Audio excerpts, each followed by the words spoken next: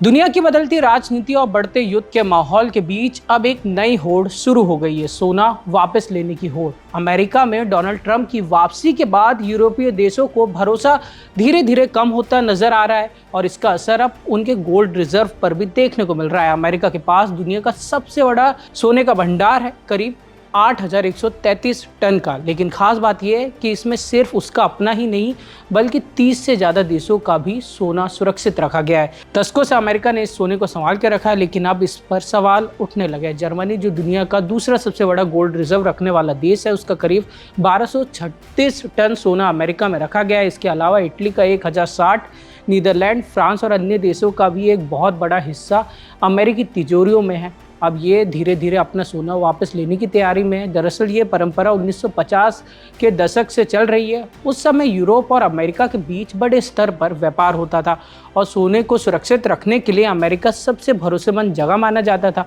New York वैश्विक व्यापार का केंद्र बन चुका था, जिससे सोने का लेन देन भी बेहद आसान हो जाता था। भारत भी इस मामले में कुछ अलग नहीं है। भारत के कुल 880 टन से ज़्यादा गोल्ड रिजर्व में से करीब 290 टन सोना विदेश में रखा गया है, जिसमें कुछ हिस्सा हाल ही में वापस लिया गया है।